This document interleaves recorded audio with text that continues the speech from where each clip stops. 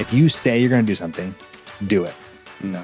That's pretty simple. Yeah. It's simple, but honestly, people screw that up all the time. Yeah. Right? Like they say, oh yeah, I'll take care of that. No, you say you'll take care of that. That better drop in Asana or your reminders on your phone, and it better happen. And if it doesn't happen, and you communicate that to somebody, follow up. Hey, I'm behind on this. It's okay to not get it done in the time you said, because things happen, but not just letting it fall off. This is the Better Life podcast, where we talk about real estate investing, building wealth, and all in all living a better life. My name is Brandon Turner, and I've spent my life investing in real estate to achieve financial freedom. And alongside my co-host, Mr. Cam Cathcart, we want to help you do the same. On the show, you're going to hear from world-class guests who have been handpicked to help you level up your investing, your leadership, your goals, your habits, and more to become the very best version of yourself. So join us as we explore the habits, the actions, the beliefs that it takes to build wealth through real estate investing without losing your soul. Cam Cathcart, got a question for you, buddy. Oh, what is it? Why don't the skeletons fight each other?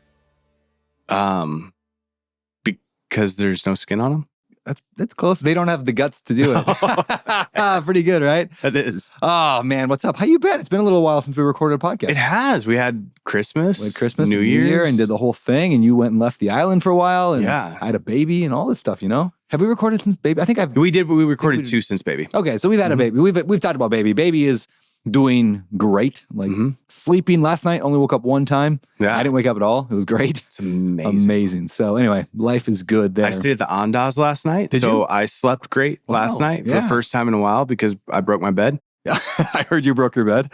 It's exciting. You want to tell the story? No. Okay. Just be proud of that for a little bit. All right, man. Well, today's show, I'm super excited about it. Unlike normally where we record our introductions, everybody, we always record our introductions after the episode. But right now, we're actually sitting in the room with our guest. So we will not be, I don't know what the show's going to be. It might be terrible. Yeah. This might be awful. Normally, we say the show is great, but we'll find out. Before we get into that, a couple of quick announcements. First of all, the Better Life Real Estate Investing Summit, the REI Summit. We do it every year. We had like 800 people last year. We had like 400 the year before that. Maybe we'll double again this year and we'll get 1,600. I don't know. Will you be one of them? I hope so. Just go to reisummit2025.com, reisummit2025.com. It's going to be amazing. Got a bunch of speakers lined up, got a bunch of cool people, a bunch of networking, all that. Come and hang out with us. That is not an advertisement. That is just telling you to get there. Do I get to speak this year? Did you pay me $100,000? I'm about to pay you $800,000. You are about to pay me a lot of money to buy my house. That's closing in a few days. That's exciting. Yeah, That's going to be Cam's awesome. buying my house, which is pretty exciting. Yeah.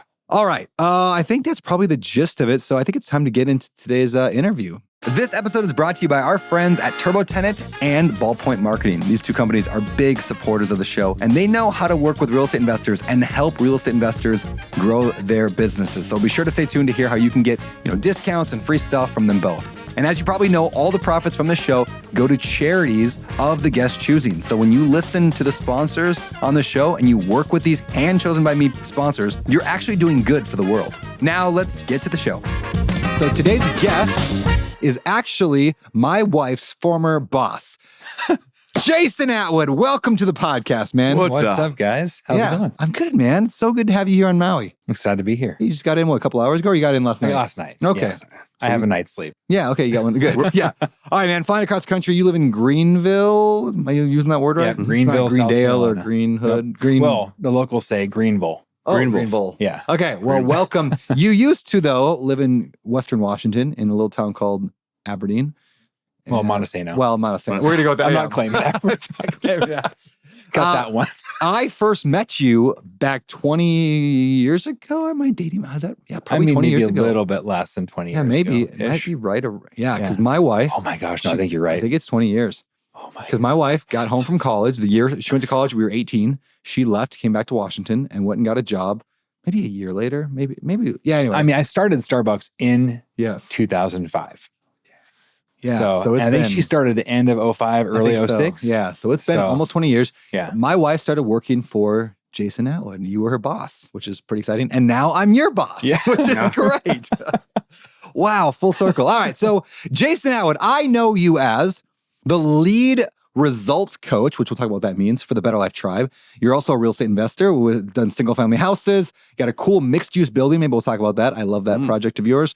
And you successfully made the transition from an agent to a broker to investor. You've kind of done all that. You were a rock star agent. Jason was also my real estate agent for a decade. Helped me buy a bunch of real estate, helped me get financial freedom, which is pretty exciting. And you're the only actually person I know that house hacked an office building. And so maybe we're going to talk about all that. But take us back before all of that. And by the way, today's episode, we're going to talk a little bit about Jason's story and his background, but then we're going to get into tactical, tangible, powerful, simple actions and habits that you can put into your life today. Since Jason's our lead coach at Better Life, he gets to talk to a ton of people about the actions that they're doing. And so we're going to pull out between the three of us a bunch of really cool actions that people can do to make their life better, to improve their finances, get financial freedom, lose weight, all that good stuff. But first, take us back. Who was Jason Atwood? Who was Jason Atwood? Yes. Let's go even further back, like early high school. Yeah, all right. I was actually super shy. I would not expect that. Like super shy. I was afraid to try anything. Like I played baseball. I collected baseball cards. I hit 8 home runs. 8 home runs. That's not bad. I had a pretty good over the percentage. Fence or inside the park? Over the fence. None inside the park. Have you done an over the fence home run? I have hit some over the fence home runs. Have you? In my day. More than 8? I mean, I actually hit one in Babe Ruth in a like Major League Baseball size stadium, and it was like I thought it was popped up to left. And it cleared the fence, and I like stumbled over third base because I was shaking so much. Like I was so pumped. I'm getting goosebumps just talking about it. But I once hit the ball in baseball. Like I hit it. I connected bat ball. I didn't get on base, but I have your glove from Slow Pitch. Do you? You had a garage sale when you moved here. I did, and I bought your glove. So that's my extra softball, like Slow Pitch. That's great glove. So anyway, all right. Yeah. So shy guy somehow became outgoing, and something like shifted my mind around my senior year, and it was like, you know what? So I became like super excited about being an Aberdeen Bobcat. Okay. And I thought we don't claim Aberdeen. I just did. So I did go to Aberdeen High School, and I just became super a passionate drummer. Like I was in the marching band and pep band and all that. And like, you know, I like being loud. I all of a sudden became a much bigger Seahawks fan. So loud, everything was loud. Like I became a loud personality. Yeah. And so, and then I became, I guess, more self-confident.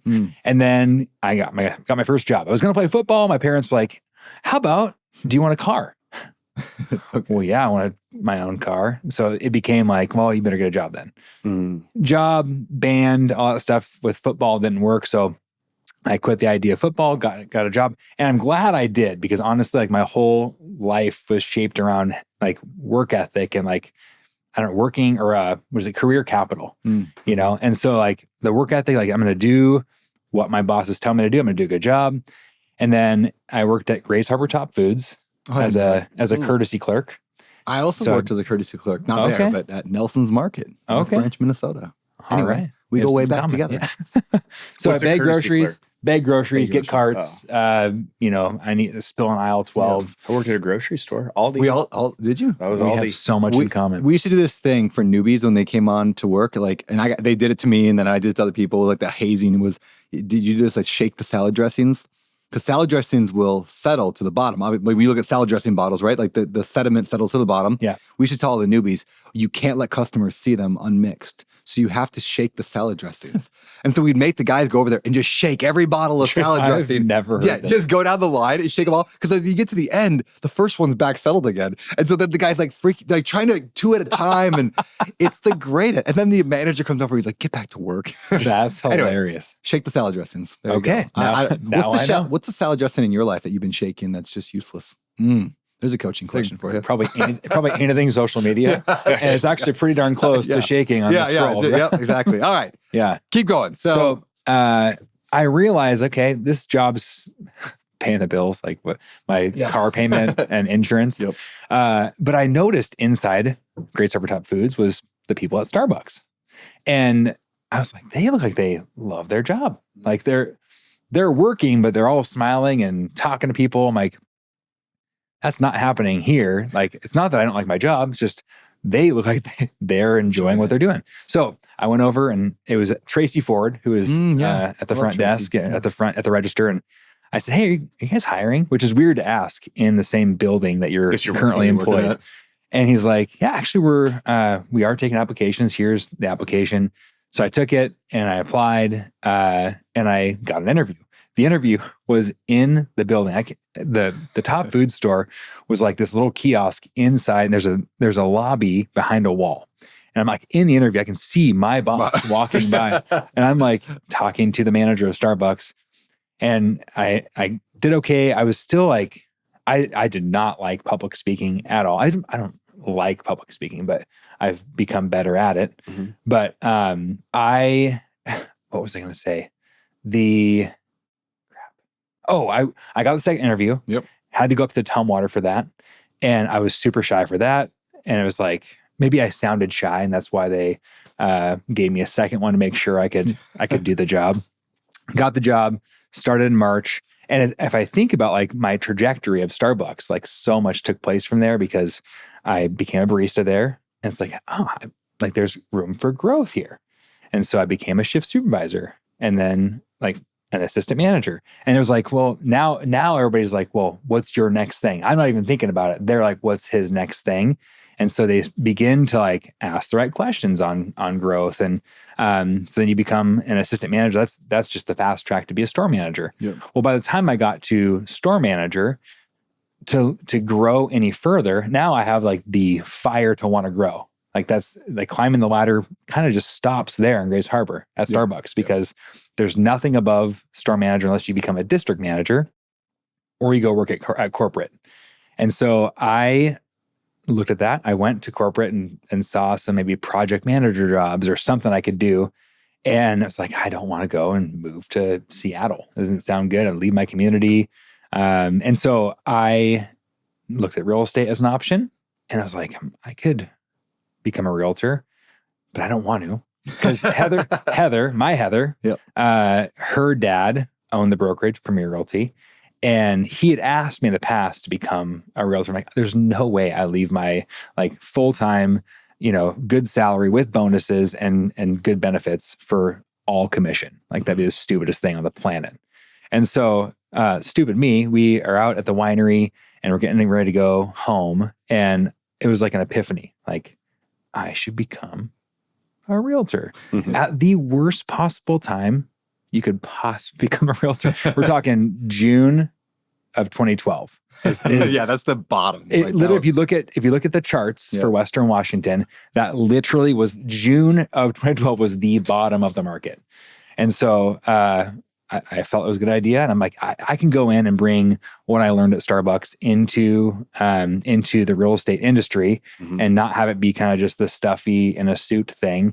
But like, let's give great service, right? Like let's take customers through, clients through and give them a great experience. And circling back to Starbucks, there was one moment that I remember that was really powerful where I had become like, okay, it's super busy. And you get that face of like the busy face, right? And I realized I'm like, I'm not being a good role model for my people and I'm not giving the best service. I'm going to flip the switch on this. I will be the one that smiles no matter what, and I will give great service. And what I noticed is my job became easier because now my people behind me are also smiling more, and the customers in front of me, because they're having a good experience and I'm smiling at them, they're reflecting it back to me. And when you give the busy face or like the frustrated face, they are also giving you the frustrated face. And how awful is that when you're face to face all day with frustrated faces? And they're in the clouds and rain too. So that's really good. So I want to translate that to real estate. So as a real estate agent, and we'll go to investing in a second. Yeah. Were you you were either largest or one of the largest real estate agents in town? I mean, you were like, I was like 265 pounds. I didn't mean it that way. I know what you meant. Anyway, you were a big deal in town. Like you were the guy. I mean, how is that how you got there? Was just customer service? Like what made you, maybe that's the question. What made you a great real estate broker and agent? So it's actually a similar thought process that I had when the first 2 months, I was like, okay, I can go in and choose to be the best and give the best service to everybody. But paired with that, I'm going to do something because in that market, the average like good agent would sell between like 6 and 8 million. 8 million would be a lot. But I'm like, I'm gonna close 10 million. And how am I gonna do it by myself? I'm gonna hire an assistant. So I brought on Shauna Harlan, and I brought her on early, like with I'm gonna have the foundation of my company in place because I can't do this myself. I told her, we're gonna team up and close 10 million a year on average. And like, I know there were other people out in Ocean Shores, like beach properties, they could sell a lot more and close more volume. Yeah, the average purchase price in Grays Harbor at that point was what, like 80,000. Yeah. That's a lot of houses to get to 10 million. It was like in 2016, this is pushing forward. I had my best year ever and sold 100 houses, and it was 17 million in volume. So like, pretty good growth for what I had kind of promised myself to do. So it was that whole thing of like telling myself I can do it. And then all of a sudden you realize what actions to put in place to go get it, and that you just figure it out. And like, there's that saying like, fake it till you make it. Like in the beginning, you're just like, I am a great agent. I am going to be successful. So I am successful. Right. And so you operate that way. You operate at a high level with your documents, with your communication. Like I'll give the best emails. I will always message people with their name and be personal about it. I hated drip mail because I don't want drip mail. I don't want drip email. I hate that. And so I've always like been ultra custom to my people, and it worked. Like, and there are great ways, great tools out there to make it personal. But like 10 years ago, AI wasn't the picture. You just did what you knew was right and treat others the way you want to be treated. And it worked. That's amazing. To deliver that amount of service for that many people, you had to be working 80 to 100 hour weeks. Or were you not? My wife was protective of my time for me. Like, and I mean, honestly, like I wanted to balance it well. And there was actually a good piece of advice. I think this works for any entrepreneur is you set the hours that you will work. You set the hours you might work, and you set the hours you won't work. And one of those things is like, okay, I will work 9 to 5, Monday through Friday. I might work 5 to 7 p.m. Like if there's a listing appointment or whatever else, I may go out and be in the house or show houses at that time. And if that doesn't work, I may work Saturday morning, like, 8 to 11. And then for a long time, I didn't work Sundays. And that was like, that's my family day. Now, like there were rare occasions that I would work on a Sunday, and I didn't tell people I'm off. I just said I'm booked. I was booked for my family. And that's like, it's not just secret, like, oh, I did this. I did that to protect my family. And I think anybody would respect that. But any entrepreneur can do that same thing. You say you are booked. It's true. Even if you are learning to grow and you're reading, or you set an appointment to do a course or whatever, that is an appointment with yourself. And I see people struggle all the time with that. Like, I made my habits and I had something else come up that was more important. So I replaced that time block with this new thing. Oh, I'm notorious for that. It's like you and your growth was more important than the thing you replaced it with. Like you need to stick to your commitment to yourself. That appointment is, you are booked. I like that. Most people think you say booked, you're in a meeting like this. Booked can mean that you're just dedicated to something. Beautiful. Yeah. That, it's reasons like that. And by the way, I don't want, obviously you work for BetterLife. You are our lead results coach. We have a whole coaching business around this. I don't want this episode, for those listening, this is not meant to be like a sales pitch. It's not meant to be like, you need to sign up for coaching. However, there's a lot of principles in whether or not you work with BetterLife someday, or you have a pod, or you just, like somehow there's principles like that I want to pull out over and over in the show. As we go through all these tactical things that are going to help people grow and have a better life, we're going to use a lot of examples from obviously the tribe and from people who are getting coaching and things. But I just want to bring that point up, is like somebody saying that to me 10 years ago would have made such an impact, because I've like that idea of like times I will work, times I won't, and times I might. Yeah.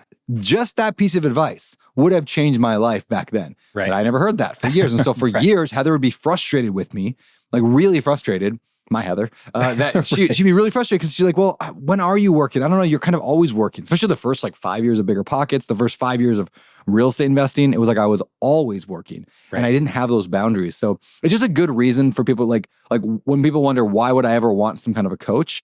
It's not because they're going to teach you how to buy a duplex. Like you're not going to go teach, like, what do I do? Like read a book for that. Yep. There's master classes. Yeah, there's master class for that. Yeah. We have a ton of content and you can find it on YouTube or whatever. Yep. It's things like that just pivot your life. We talk about the pivot questions later. It's like you pivot your life because somebody gave you a piece of advice that benefits for the next 50 years of your life. So I love that. On that same note, going back to Tracy Ford, he was like that one person that was a pivot for me. Was I start working there and he's my assistant manager at that point. And he would ask questions that were like super powerful. And one of them shifted to one of the best pieces of coaching advice I've ever received, which is like, if you say you're going to do something, do it. Yeah. That's pretty simple. It's simple, but honestly, people screw that up all the time. Yeah. Right? They really do. They say, oh yeah, I'll take care of that. No, you say you'll take care of that. That better drop in Asana or your reminders on your phone and it better happen. And if it doesn't happen and you communicated that to somebody, follow up. Hey, I'm behind on this. It's okay to not get it done in the time you said, because things happen, but not just letting it fall off. That's one of the quickest ways to lose my trust. Yeah, is if you say you're going to do something and you just don't do it. Absolutely. Like, I'm just instantly like, yep, that's not a person I'm going to work with. Right. Nope. And that works in every area of your life. Of the 10 categories, you think of like, if you say you're going to do it and you don't, you will not find success. Yeah, it's so true. Yeah. Hey, before we get to the 10 categories and all those tips that are going to help people, I do want to hit the first deal question brought to you by firstdeal.com, which is my, beginner newbie training program that I have that I absolutely love. But hey, Jason Atwood, tell me about your very first real estate investment deal, something that ended up becoming an investment or was. So it's actually two-part, because one was, it was a house on Central Park Drive, and we initially bought it for a house for us to live in, and it kind of turned into a live-in flip, right? And it was just like the financing terms kind of shifted a little bit. Like, you know what? Let's sell this. And at the time, it's funny to say like how much we made, because the percentage-wise, it was great. Because we bought it for 71 and then sold it for 136, right? Which isn't much profit, but at the time, like for the market we're in, it was like, this is freaking slam dunk. I don't think I ever made more than, I made one flip. I made like 50 grand in Grace Harbor, but most of my flips there were like 12, 15, like low price market. Yeah. And it was just things. And I learned some things on what you can do. I mean, over the years, you learn through some of those live-in renovations. Like you have a wife that wants projects done, you just figure it out. Lots of YouTube, lots of whatever. I actually love, I'm curious, Cam, your thoughts on this, but I love a live-in flip for a first investment. I think it's a great way to get started in real estate. And you eliminate capital gains, right? Like, because you're there for 2 years. Exactly. And so we did that a couple different times. But really, I think the biggest like intention of investment was the office. So mixed use. So office in the front, and it was 2 side-by-side entrances, and then residential in the back. And so we got that so we could open up our brokerage that we opened in 2016. So that was going to be in the front. So like live work, right? And then in the back was us. And you actually live there. We lived it. Yeah, house hacked your office. Exactly. So lived in there. Bought it for 70, you said? So that was a different. That was the house. So that was the house. The office building was for one. When we initially got it was like 135, and then in the end we refied it. It was 165. Gotcha. So yeah, it all worked out. Really What's that thing worth today, do you think? Well, we're selling it right now. Okay. Actually. Yeah. And about 500. Wow. That's amazing. That's a great run up. So not a bad turnaround there for, we're talking like 5-6 years. Yeah. But how long did you live in that property then before you moved out? It was just about a year because Heather got pregnant with Weston. And we're like, okay, well, now we have 1 bedroom up and the master. And so there's no space. So we bought our next live-in flip. What was financing like for a office house hack? Like that was actually other people's money. Oh, so, what do you mean? So Bill Clements was one of my clients, and I knew him as an investor. Like you and him were kind of my 2 guys. We talked about that all the time. And he just helped us fund it. Oh, that's awesome. It worked out really well. Did you refi or did you did? And that's actually a cool tactic that I did not know. And it might be a good thing for anybody, is when you're the business occupant in a property. So we secured it on essentially a lease purchase, and you go boom, boom, boom, boom, boom. 2 years later to fund him, every payment we made goes towards our down payment. Oh, that's awesome. Yeah. Yeah. Really? So Bank of the Pacific, so in the end, it was $10,000 down to fund this deal. Is that because you set it up on the contract that way that all your money would go towards? I don't remember saying that in the contract. But it just happened. Like, I wasn't going to complain. The bank, I mean, the bank knew we had the lease purchase. I think they just asked the questions and they said, okay, well, that counts. So just show us the track record. Easy. And that counted towards our down payment. That's wild. And so local, by the way, that's a local bank. Was it Bank of Pacific, right? You said? Yep, right across the street from us. So this is a great example. And we gave this applies to everybody. You know, you could not have, I would guess, you could not have got that loan from Bank of America or Wells Fargo or any of the big banks, US Bank. They don't seat like a live-in office for $150,000. You know, like they're just not going to deal with that. Yeah. But the small local community banks are where like deals like that, like, yeah, it just goes to committee and they're like, oh yeah, this is cool. Oh, I know that property. I was over there having coffee across the street last night. It's like that game. So if people are not looking for their version of Bank of the Pacific, and I mean, there's like in Washington, or in our area, right? There was Timberland Bank, there's Bank of the Pacific. Yep. Those are kind of the main two. Yeah, those are the main two. Local. And they were regional, small regional banks. Yeah. And like I did all my work through those two banks. I mean, almost everything I did was through them for years because they're just And if people are not looking for those type of banks, you're just going to Bank of America. Nothing wrong with Bank of America. Don't sue me, Bank of America. But like they just have no personality or ability to wiggle. At all. So anyway, commercial financing is hard to get to. That's where I was like, oh man, when it comes to refi, this is going to kind of suck to drop that much to refi. And it's when they came back and said, after this is 10,000, I'm like, what? So they applied. So let me get this right.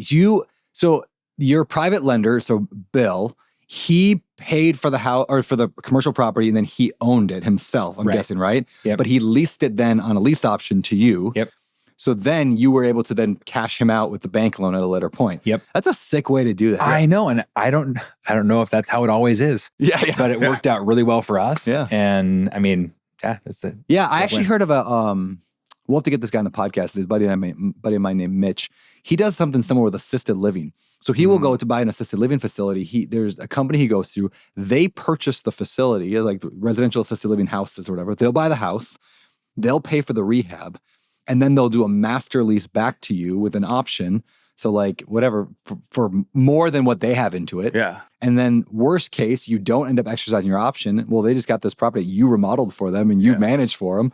And best case scenario, they get their spread on the back end. So it's a very similar model, but with assisted living. But I know very few people who have ever done this, but it's actually a pretty legit, it's a really legit way, especially if I'm like let's say I'm a private lender. Instead of just getting getting a mortgage, but you own the property, it's I own the property and you got to come make me right later on. I actually like that more than if I were to just be a lender on a deal. Yeah. And then I get the tax benefits and Bill would have the tax benefits for those years. Yep. That's actually a legit reason too. I never thought it's not a bad idea as a private lender. It's not a bad idea. If you're going to be a private lender to go that route, I like that a lot. Very cool, man. All right. So let me ask you, before we get to the last question I got for you, before we move to the next, the 25 ways to improve your life in 2025. We'll see if we can get to 25. Why did you move? Well, let's talk about that decision to move. Because one of the 10 categories we'll talk about is environment. And one of the practices we always do in the BetterLife tribe, we do it every year and every quarter. I love this thing. It's they're called a wheel of life. And it's 10 categories and you rate each one on a scale of 1 to 10. And you just kind of look at your chart. It's like a pie graph, basically. You're shading outward from the middle. And you're like, environment is one of those. And for years, I rated my environment when I would do that practice at like a 3. And like, I don't want to be somebody, I hate this. Like, I don't want to be somebody whose happiness depends on where I live. Right. But my happiness depends on where I live. It does matter, right? So much. Yeah. So how did you finally make the jump? Because you were born and raised. I at least wasn't born and raised. I thought I'd be in Grace Harbor forever. Yeah. I truly did. I still love everybody there. Like it's an incredible community of people. But I remember it was actually Ryan Murdoch that was talking about like if you want to see big change in your life, change your zip code. I'm like, Ryan Murdoch's a man. He is. And I was like, okay, well, even Heather was more into the idea. Like I think she said like 5 years ago, I want to go live in Georgia. I'm like, okay, well, we're never moving. So when you're a real estate agent, you can't. That's my number one reason why I don't like people being a real estate agent is because your income is forever tied to your location. You Absolutely. Absolutely. And that was, and it was a brokerage there too. So it's like, and we were a community focused brokerage. Yeah. Right. So you would do things like softball tournaments in your front yard. Like you're wiffle. Yeah. Wiffle ball. Yeah. Like you are very community driven, which is one of the reasons you were successful. Yeah. Because everyone knew you because that's what it's all about. Yeah. Right. Like that's like, why are we in business? It's for the people. Yeah. And so, like overall, like the conversation came, I started working for BetterLife. Which is probably step one if you want to leave your location is find a job that you have flexibility. Yep. Actually, Jeremy, one of my pod guys, he's like, I want geographical freedom. I'm like, that's so good because I'm W-2, but I have geographical freedom. Yeah. Like I'm here and I can still do all my stuff. Yep. And so, the thing that sparked the move was the weather was one of those mental hurdles, we'll say. Grace Harbor's got bad weather? What are you talking about? It's like 300 days of rain? In fact, one of our friends, Sean O'Neill, you know Sean. I love Sean. He said, like, November's here. We're paying our penance for a great summer. And it's so true because like you get June, and sometimes June's a coin flip, but usually it's good. Yep. July, August, and then September, maybe, October, maybe. But like the middle of summer is, I don't know if there's a better place on the planet to be. In the Pacific Northwest. Yeah. I mean, you have mountains, rivers, lakes, like it's evergreen. Everything's beautiful. 75 degrees all the time, cool at night. It's perfect. Ball games, like, I love it. So anyway, that had to wait on me for a long time. And then Washington politically has been a little wild for the last bit. Especially for landlords. It kind of everything. Yeah. And it's like schooling and everything. Okay, so those two things, I'm like, I want something that provides more sunshine, something that's a little more on the other side of the coin politically. Yeah. And I'm like, how much can I say here? It's an open mic. It's a podcast, man. No one's going to cancel us. Yeah. So I started with ChatGPT. Oh, did you? I told you this, right? No, so I'm like, hey, here's what we love about Washington State. Here's what we've come to not like as much. If we could move anywhere in the US, where should we move? And first place that popped up, Austin, Texas. And so I talked to a buddy of mine out there. Actually, we met him here, Steven back home. Oh, yeah. And he's like, oh, yeah, all the things you named, the weather, the community, food, politics, it's all what you want. I'm like, it's easy. He's like, well, there's one thing that sucks, the property taxes. Yeah. I'm like, well, how bad could it be? And he's like, well, we built this house and it's worth, like $1.8-2 million. And, but guess how much his property taxes are? Take a guess. $36,000.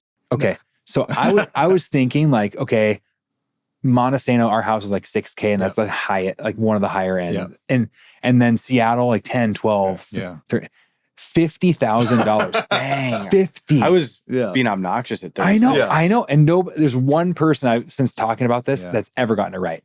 Yeah. And I'm like, so I started looking at our budget and it was like 20,000, 22, 17,500. I'm like, just plan B. What's plan B, ChatGPT? Yeah. And it was like Charleston, South Carolina. So we went and visited Charleston and we're like, okay, we went in August to feel the humidity, make sure we can handle like the worst time there.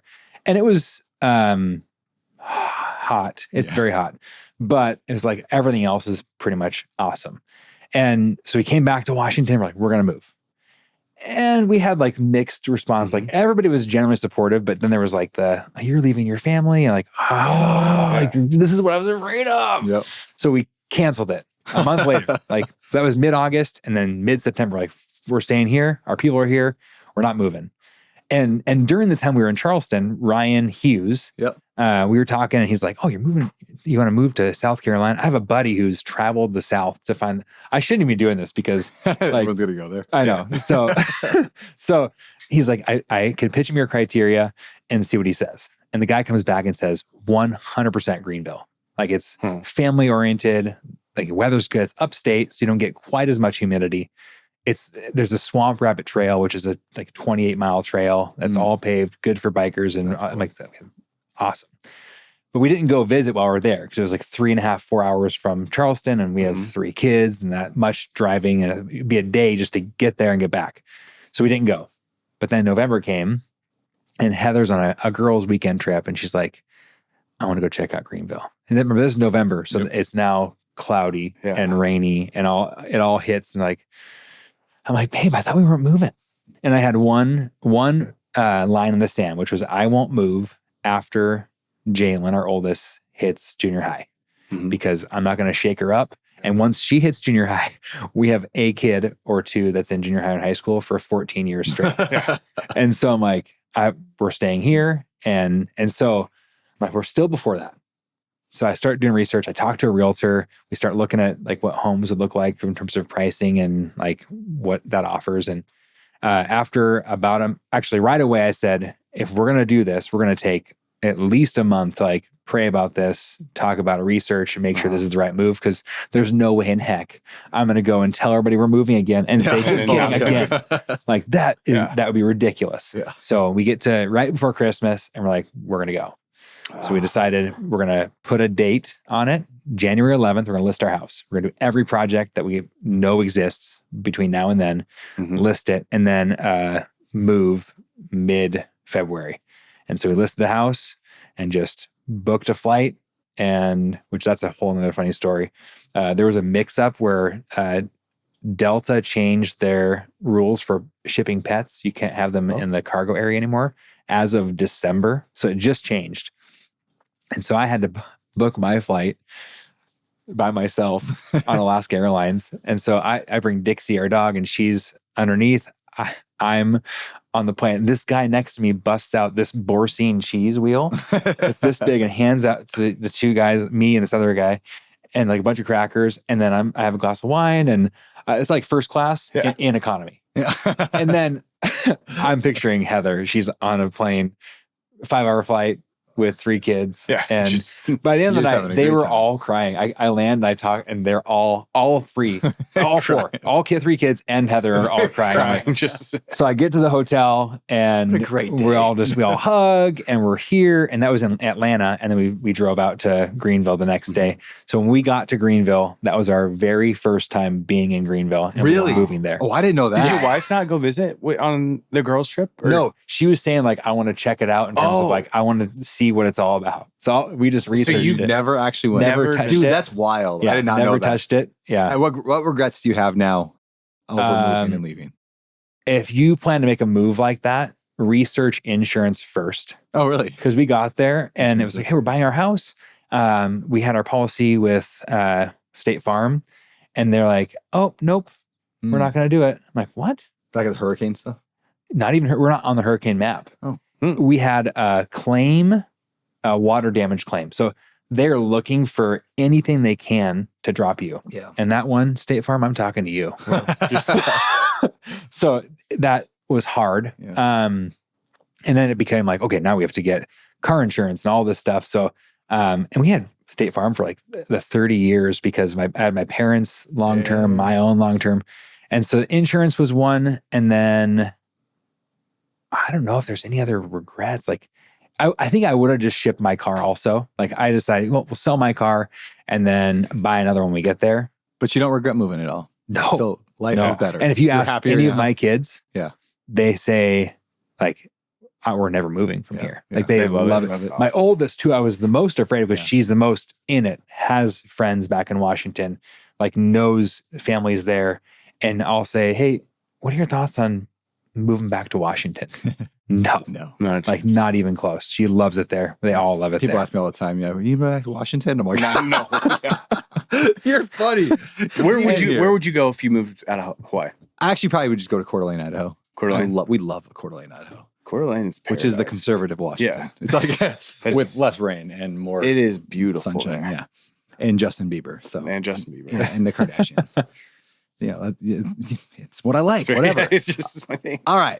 Let's shift then and talk about the actions people can take to improve their life. Now, where does this come from? Where does this idea come from? Why are we talking about this today? I know we spent a long time getting people to know you because I wanted them to know who you are and kind of your story.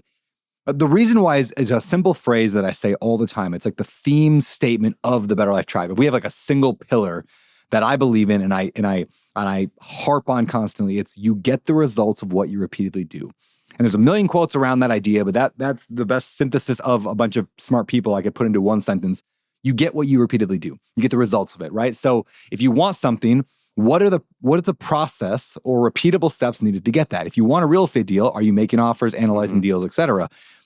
So every year we do goal setting. We just did it with the whole tribe just a few weeks ago, a few days ago, really.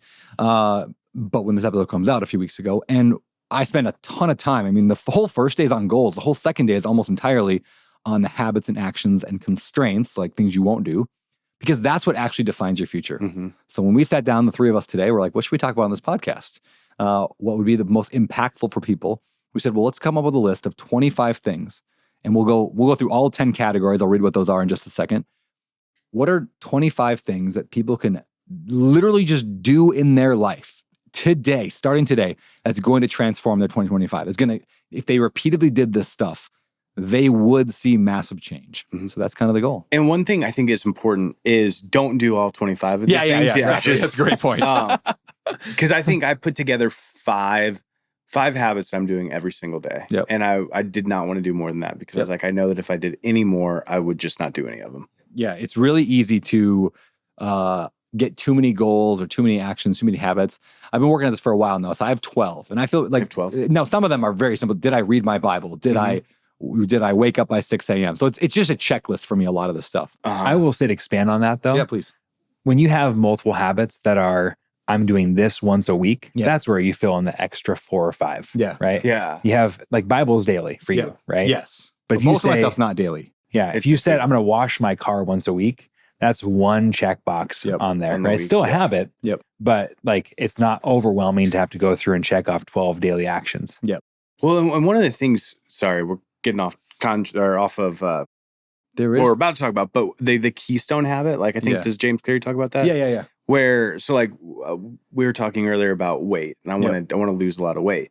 And I have like 6 habits that I want to do to that, but I was like, I'm not going to do all 6. So like, what is the biggest one needle mover? And for me, that was 10,000 steps a day, where it's like, I want to track my macros. I want to work out 3 times a week. I want to sleep 8 hours a night, but like, what is that one thing? And so I think when you're thinking through, the people that are listening to this are thinking through like, what is my goal? And then what are the habits I need? Like for sometimes it's just like, what is the one habit that will help you do all the other habits?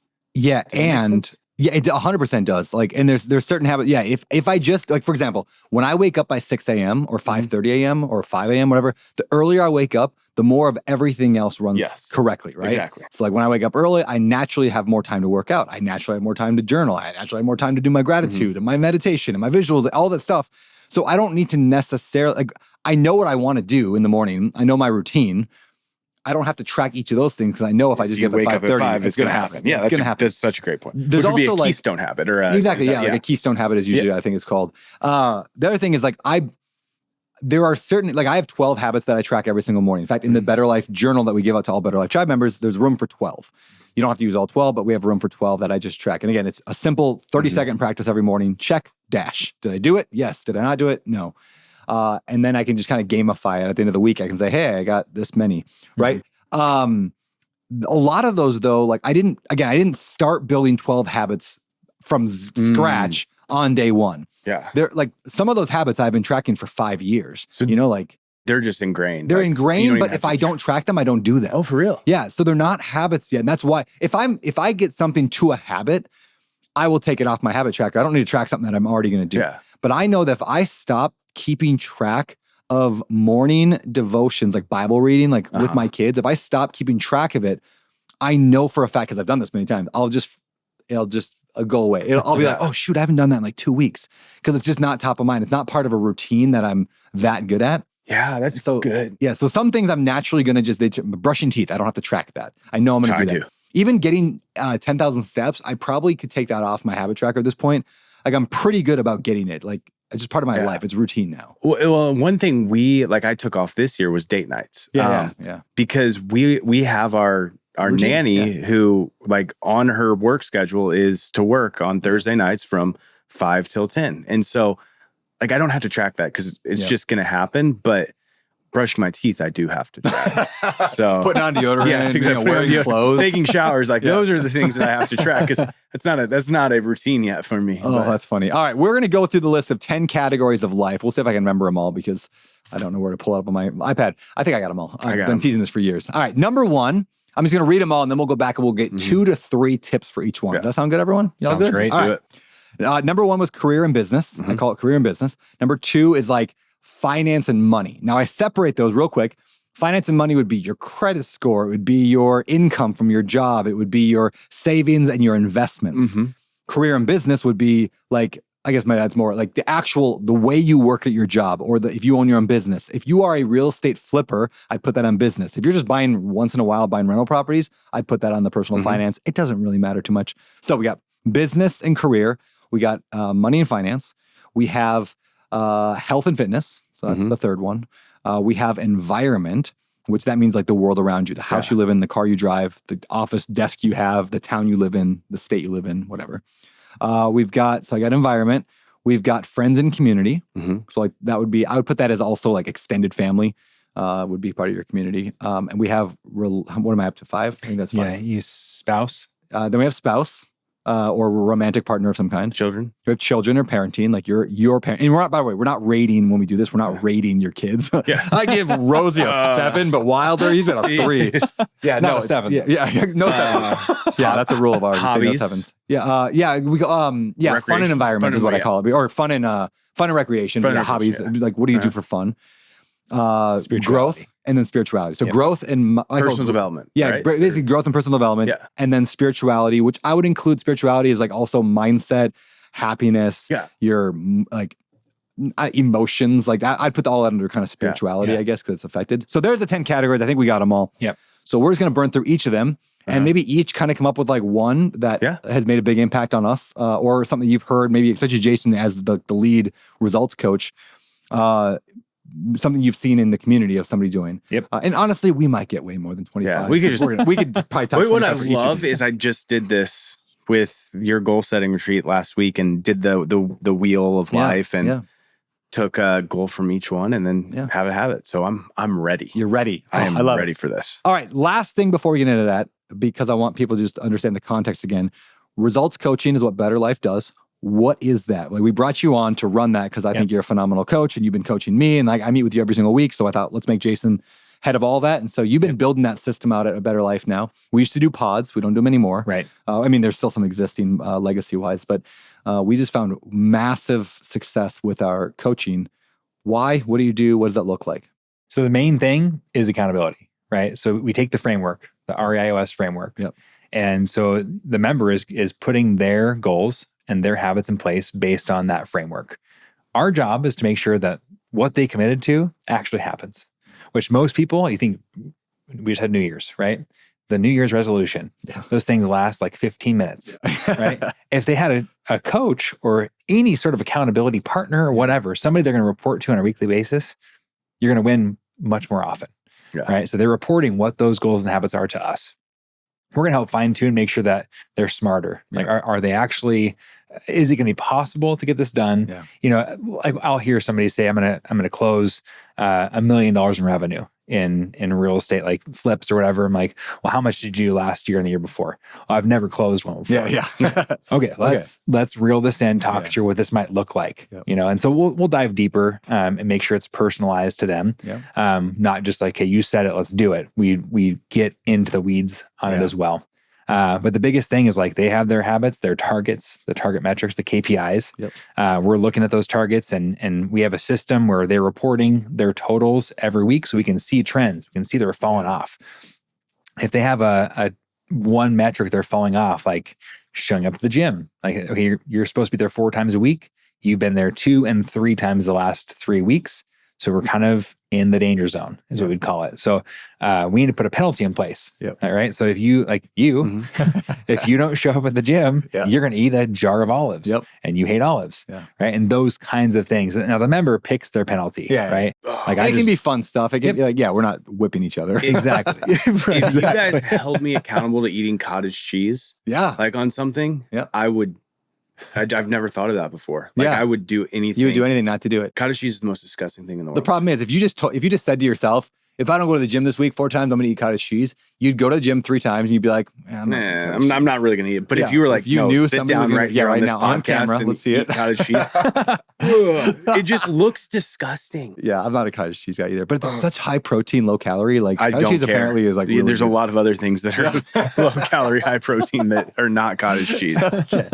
All right, so that's what I love about it. And primarily when I built this whole REIOS system, you said the word personalized, and that's exactly what it is. I'm not teaching, we're not teaching people, here's how specifically you buy the duplex. Right. Again, you can read a book for that. Yep. What we need is a universal system, kind of like the EOS for businesses, where I'm like, how do we do that for real estate investors that are like solopreneurs, like on their own? How do we add in the components of a business system to your life? Exactly. And the thing, it's the real estate investors operating system, not investing. And this is a small thing, right? But this is designed to help a real estate investor, which means it's involving your real estate, but also your health and fitness, your parenting, whatever it is that matters to you in life as a real estate investor. That's what we're going to help you personalized a plan to get there. Yep. And that's because obviously we're dealing with all investors. Yes. Like that's who, those are our members. Yep. And the thing is like, I notice it all the time. Okay, I'm going to analyze this many deals. I'm going to write this many offers. And I notice like, okay, you missed on the offers. There is some level of fear there. And this is where we can help break through the fear. Now, the information is out there. Like you have a ton of master classes and a ton of tools that tell you exactly what to do. We just say, do it. Like, okay, you know exactly what actions you have to take. Make sure we make the notes. If it's a one-time thing, there's a to-do. If it's a daily or weekly thing, there's a habit. And we build the system and follow it, and that's where we create the results. So if I could just summarize, and the reason I'm harping on this is people have joined the program, and some of this maybe is just the person you talked to on the phone, maybe they were uninformed, or maybe people are just hoping, but they call us or email us a few days later, and we've had some refunds of people going, hey, I thought I was going to get a real estate mentor that's going to teach me how to buy a multifamily. And we're like, no, that's not what this is. You're a big boy. Like you're a big girl. You can figure out how to, like, there are books. You don't need knowledge. Right. The answer is not more knowledge. If it was, we'd all have a six-pack. Right. Like we all know how to get a six-pack. We all know how to buy multifamily. If you have specific questions, we can guide you to those questions. But please do not join BetterLife Results Coaching and join the BetterLife tribe, hoping that we're going to just spoon feed you information. Like, okay, next, the multifamily is with a cap rate and we're going to divide it by NOI. Like, go do your work. Like that again, we don't want to deal, like, we don't want to, like, that's what First Deal is for. First Deal, I will spoon feed you. And that's what we do. We help newbies like figure out how to get your first deal. BetterLife is not for that. Exactly. And same in the same way, like Deal Flow, Cam, you have Deal Flow. Like you're a lot more direct on like, do these steps. You correct me if I'm wrong here, but like this is the system that works for buying 100 houses a year. Yes, but at the same time, I tell everybody like really the value in this is not in the education, because you could find that on YouTube or my Instagram. The value on this is via the accountability calls and our coaching you do the calls. accountability. Same. And so like the coaching calls, you can ask granular questions. And I think a lot of people are like, hey, I watched the content, I don't have a house yet. Well, it's because you haven't been doing the actions. Over and over and over again. The boring things too. Like it what's fun is buying the house. The boring part is looking for that needle in the haystack day after day after day and doing your cold calls or your outreach or you're making offers or analyzing deals. And it annoys me so much because people, they don't put in the work. And there's nothing I can do about that. I want everybody to succeed. But if you're just not going to put in the work, you're not going to be successful. And that's a harsh truth, but it's reality. Yeah, we do that I love the fact that you brought up, like, you have accountability in Deal Flow. We have accountability in the First Deal. We have accountability in BetterLife. Accountability matters because it just holds people to it. Absolutely. And whether it's you hire a coach, you get a group of friends together, you whatever, meet with a business partner, whatever you have to do to get accountability, huge. And make sure it's a consistent meeting. That's consistent. You have to. I've even seen where if somebody just skips a week, everything falls off. Everything falls off. And it's like, 1 week. That's nuts. There was a study done by like the Association of Talent Development, I think. I'm probably butchering the name. But it basically walked through like if you have an idea of like, oh, I want to do a resolution. Chance of getting it done is like 5%. Like they did this big study. It's like 5%. If you have it's like, and I'm going to butcher the numbers a little bit here, but it's like if you have a plan, like somewhat of a loose plan, it's like 25% chance will get done. If you have a plan with like whatever, reverse engineer action steps, it goes to like 50%. If you tell somebody else, it goes up to 65%. But if you commit in a weekly accountability meeting, the chance of success goes to 95%. Goes from 5 of a resolution to 95%. So that is a massive, I mean like 20x, I don't know whatever that number is, almost a 20x increase in success rate. If I could, Well, I was reading a book. It's called The Perfect Week or something like that. Craig Ballantyne or something like that. He wrote it. I haven't read it, but I've heard it's good. Well, and he talks about like every day, like doing what is the most important thing that you're going to get done that day. And really that's all that matters. But he said something very similar to those. Like if you just in the night before you have that thing, you write that down that you're going to get it done and you write it down the next morning. The odds of you doing that, like just those two things, write it down the night before you go to bed and when you wake up, it goes up like something crazy, like 80% of doing it. I believe it. It's crazy that just those little mind tricks, like set you. Just me. Actually, speaking of that, we have the weekly one we talk about. There's explain the difference between a re-weekly, because this applies. You don't have to be a BetterLife member or client to be able to use this. What's the me weekly and re-weekly? Talk about that. So we initially talked about adding in a specific real estate to do, a real estate weekly one. So we're like, okay, let's call that the RE weekly one. Yep. That is the most important real estate activity you have for the week. It's the one thing for the week. And then we want to still have a personal one, so we call it the ME, the me weekly one. So and these both are, if you have a real estate goal or a personal goal, it's the most important thing that moves you forward in your goal.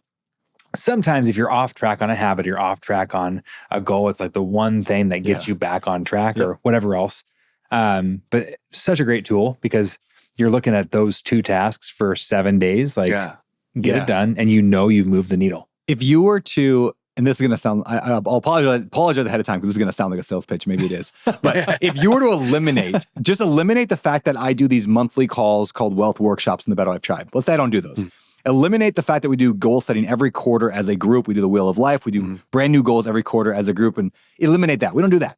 Eliminate the fact that you meet with your coach to go over your habits and your score and your numbers every week, which is super powerful. Eliminate that. Eliminate the 150, 200 hours or whatever it is of content that I've recorded in the BetterLife Tribe. Eliminate that. All you get, if that's all you did, was once a week answered the question, what is the most important thing I have to do in my real estate business this week, and wrote it down and told somebody. And what is the most important thing in my personal life I'm going to do this week, and wrote it down and told somebody. If that's all you did, it's worth the entire cost of the BetterLife Tribe. You just did 104 things. Yeah, over the course of a year. Yeah. 104 things that you wrote down and then you committed to that are the most important thing. I mean, this comes direct out of the book, The One Thing, from Gary Keller and Jay Papasan. Jay's a great friend of mine. I wonder if he's mad that I stole this. So I took this concept though, and I'm like, this matters so much. If we do nothing else but identify your one things, okay, that sounds funny, your one thing in business and one thing in personal, you will improve your life tenfold, 100-fold. Yeah. It's dramatic. All right. We may want to modify the book for next year. So it has those two things because right now it's one. I agree. Right now the journal has a weekly one for each of your three goals. I think next year we'll write the me weekly, we weekly. We can actually, they're all print on demand journals, so we can update them at any time. Boom. Yeah, so all new people will get the new journal. So we just got to tell Matt Buck. All right, so picture this. I just signed a lease with a tenant. They seemed great on paper. Then a few months in, everything kind of started going sideways. Suddenly, they're missing rent deadlines. There's a broken window. The neighbors are complaining about them. I realized I'd put someone in my rental property without properly screening them, and now I was living a landlord's nightmare. But lucky for you, you don't have to make the same mistakes as I made early on because you have the luxury of using TurboTenant.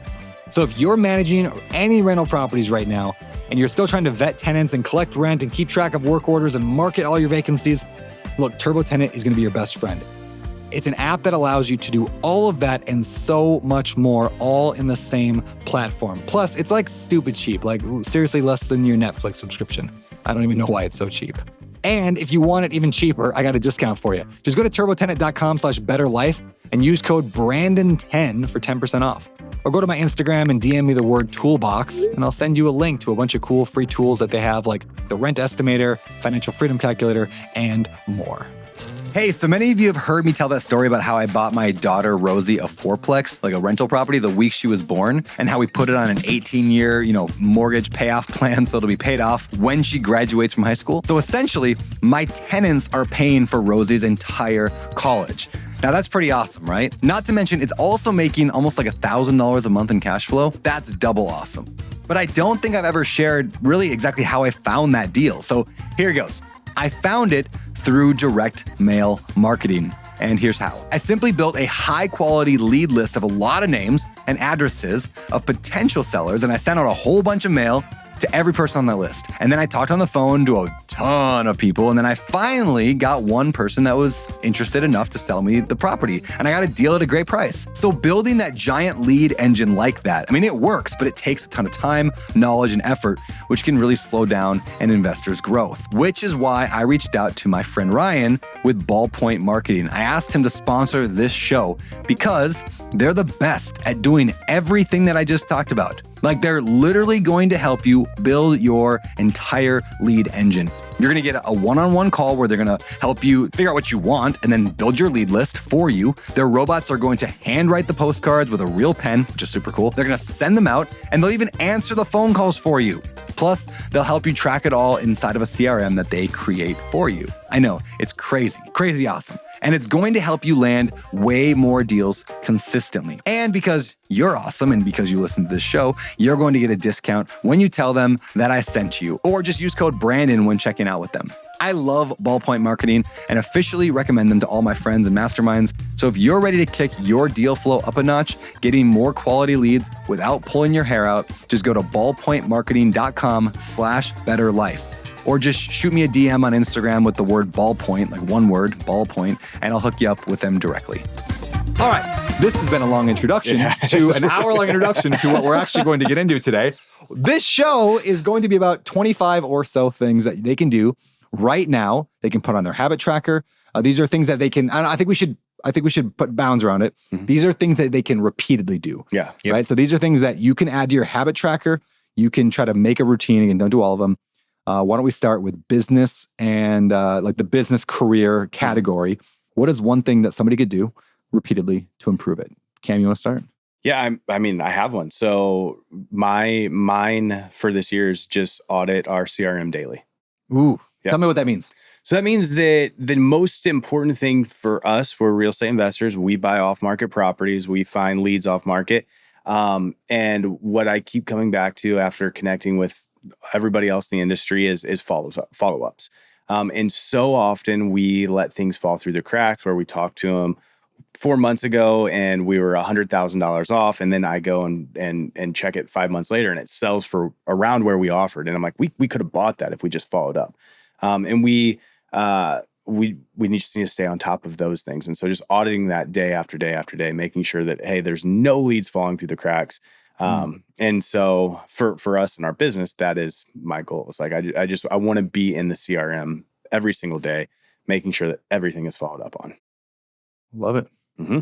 What do you think, Jason? Or what have you seen people do, or what would you do? Yeah, a few members, like when we're in this entrepreneur space where they're self-employed, just getting up on time, whatever time it is. Oh yeah, that's good. Being up and then getting to work, starting your work day, whether you work at home or at an office, being there on time and being there on time consistently, like having the routine. Because then you can start that kind of thing. Then you can start your to-dos and going through your thing. Yeah, I like that. What's funny is because I was trying to decide what is that one thing. And one of them, I might have told you this, Brandon, but was wake up on time and take a shower. Because I start at like 5 a.m. And so often I still wake up on time because I usually have meetings, but I roll out of bed 5 minutes beforehand because I work from home and I'm groggy. And then it just sets up my day for failure, where it's like, if I wake up an hour earlier, 30 minutes earlier and take a shower and put on like nice clothes, like I'm going to work, it changes my day. Didn't choose that one, but I was close. But I think that's a great one. Love it. All right, I'm gonna say for that one, I got two I'm choosing between. I'm gonna give them both because I'm rude. Number one is every single day habit. We talk about habit tracking, right? Mm-hmm. But in business, every single day, do the exact same thing. Track your KPIs every single day. So like what that means is like, what are the things in your business that you need to be able to do every single day? And so I will put within that an example, because I'm not going to make it its own then. Yeah. So instead of doing two, I'm doing one. Track your habits every single day, your business habits. So get a piece of paper, track them every single day. And one of them would be to send either a note or a text or a call to somebody that means something to your business. I mean, if every single day, just one time, it was a text to somebody that maybe a client you met a long time ago, if you're like a real estate agent or something, if you're a real estate investor, maybe it's a wholesaler that you met a long time ago. If all you did is one text per day over the course of an entire year, let's say you take your weekends off, it's still 300, right? Yep. Ish, whatever, late 200s. Like number of people you would have interacted with and connected with and rekindled that relationship. And maybe you repeat every 6 months. Maybe it's 100 people. Yeah. Like imagine how powerful that would be to just re-engage a conversation. I love it. That would be one example of a habit. So, but the thing is, what are your habits? Or another word that we use, in fact, in First Deal, we use the word disciplines. I like that word disciplines. In fact, I'm reading a book right now on spiritual disciplines. Have you read John Ortberg? He got a book called like The Life You Always Wanted. Oh, I thought you were going to say something about the spiritual. It's a book on spiritual disciplines. Yeah. So the whole book is on spiritual disciplines, but he defines a discipline as something you can do that will lead you to something you can't do. And I like that definition a lot, right? So a habit or whatever is the point of a discipline is to get you a result. I like that. Not just to do, I got to write that down. Right. Yeah. The point of a discipline is doing something you can do to get the result of something to get the result, which is something you can't do. I cannot get a 6-pack right now. I won't have one today, but there are things I can do that will get me the discipline. I love that. That's great. So what are your work disciplines? What are your real estate disciplines?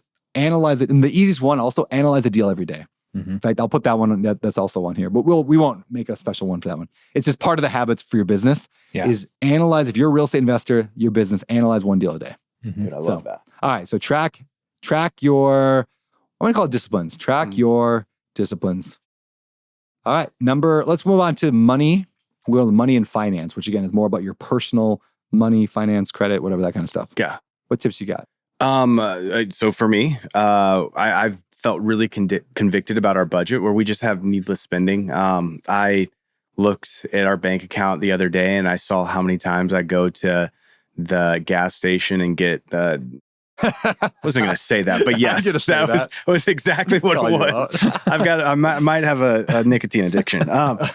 And like you add that up and then I'm getting, a bag of chips and water, and in my budget, I call that we getting snacky. It's actually a classification because it grabs your attention. Yeah, but when every day it's like $18, $12, that adds up so quick. What? No. But like once I get my candy and my drink and all that good stuff, like and then like when we go out to eat So what's the habit? So the habit is, which I think is, I just never look at our bank account. So part of the reason I haven't is just because I know how mad it's going to make you feel bad about yourself. Yeah, nobody wants to feel bad. My habit is I'm looking at our bank account every single day. I love it. I won't add this as a related one, but just to piggyback on that, I've been using Monarch Money lately, which is like it's like a version of Mint, which shut down like a few months ago, or maybe a year ago. But anyway, Monarch is a really cool. So I look at I don't do this every day. I'm not great at this. I need to add it to my habit tracker. Yeah. But if every day I just went and categorized yesterday's spending, that's all I got to do. It would take less than a minute. We're going to only have one for this because all of us are saying the same thing. Yeah. Look at your bank, categorize your spending, whatever. Like that's huge. Yeah. Yep. All right. Well, it's simple. We'll keep it at 1 for that one because we all kind of have the same thing. Yeah. Moving on to tip number 5, we'll move to the fitness category, one that we all care a lot about and we'll talk about a lot. Why don't we start with Mr. Jason Atwood? First of all, tell us your history a little bit with health and fitness. I'd love to know a little bit. Yeah, it's my life has changed over the last 6 months, but for the last decade, it's just been yo-yo diet after yo-yo diet. No time in the gym. Maybe like a few months here and there, then it just habit falls off. Yep. Same with me. Not much in cardio, but since really picking things up and working with facilitated pods and working with members, I'm like, I need to make sure that I'm doing what I'm saying. Yeah. And so I've set up my framework to go to the gym 4 times a week and having little treats, like my wife and I, we go to the gym together in the morning. If we get the 4 days in, on Friday after we're done, we go and have a mini coffee date before taking the kids to school. And that's our reward. That's cool. And it's kept us going because it's a Tuesday morning. It's leg day. It's 5 a.m. I should just go back to bed. Then she's like, no, because we're going to go have coffee on Friday. But that's anyway, also accountability too. It is. Yeah. It's great accountability. And so because of this, like I've focused on the things I can handle in bite-sized pieces each day. Like, okay, I'm going to eat clean today. Like you say, eating with food integrity. Yeah. Just today. Yeah. Well, I get my point. And the next day, I'm going to eat with food integrity today. Yeah. It's easy when you look at it like that. I used to go in 30-day chunks. Okay, I'm going to give myself a 30-day challenge. No sugar, no alcohol. like perfect eating. And then I'm done. I'm like, give me all of the alcohol and the sugar and everything because I missed it. And then I've gained 5 more pounds than I was before. And so now it's like, no, this is just daily. Just keep it all in check. Just still find little treats. I've kind of instituted like a 3-strike rule for myself for the week. I can have like a dessert, a glass of wine, and maybe another glass of wine. That's my 3. And the rest of the week I eat generally clean. I don't have any sugar. I don't have any gluten, and I don't have any alcohol. And that has been, that's one thing I think just in Grays Harbor, there is like this, like you celebrate with alcohol. Maybe it's everywhere. You celebrate with alcohol. So the more success you find, the more celebrations there are, the more community gatherings there are, and there's alcohol everywhere. And so to me, it's like by moving zip codes, changing things, I have this 30,000 foot view of my life. I'm like, why am I having alcohol? Like sit down and watch a football game, so I have to have a beer? Like why? And so just little things like that. Well, you look great. So it's working whatever you're doing. Yeah. How much have you lost in the last little while? Almost 30 pounds. Dude. Just like 1 more pound. In how long?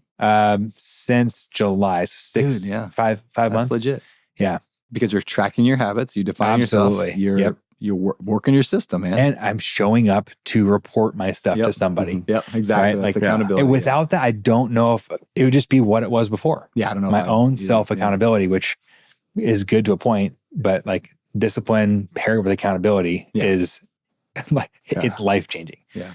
So sorry to carry on. How would I summarize, if you could summarize now a tip, what would be the tip for 2025 in the health and fitness category? Geez, it's tough. It's all of them. It's like, that when I build up my habits, normally it's like 3, 3, 3. Yeah. It's like 5 for health and fitness, 1 for money and finance, and then 3 for the other thing. So like to me, it's 10,000 steps, which I've upped to 14,500 steps. Really? Because it means 100,000 steps a week. That's insane. I think it's impossible. I'm like, are you doing calls on a walking treadmill desk? I just got that, but I found it's hard to do. I'm typing, and like I'm almost a distraction. You'll get used to it. I think I got used to it. So that's going to help me. But even with that, it's like I get to 11,000. It's 9 o'clock. I'm like, So anyway, steps. Having some sort of diet plan that you follow. Mine is just cut sugar, cut gluten, and I for 3 to 6 months of that, I was still having chips because it wasn't sugar and it wasn't gluten. I know for a fact it was like turning into sugar in my body, but it wasn't on my list. So now it is. And so having something for food, having the steps, and I think you hear it over and over again, like the gym and lifting is probably the most important part of your fitness.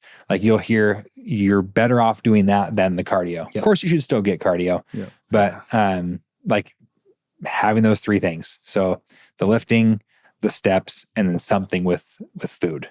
Okay. And I think going back to Ryan Hughes, both Ryan Hughes and Ryan Kennedy at the summit, no, it was actually the Vegas summit previous year. They both said, if you were to do anything with your food, get the protein.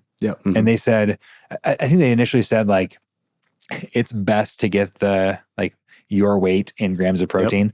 But I think for me, that was going to be at the time, like 270 grams. Like maybe you just go like 225. I've heard do your ideal weight in protein. I've heard that recently. So and I'm like, I like that. And that makes so much more sense. So I would go 200 grams of protein. If there's a 400-pound dude, he's not eating 400 grams of protein. Right. But they say when you focus on just the protein, you fix almost everything else because you don't have time to eat anything else.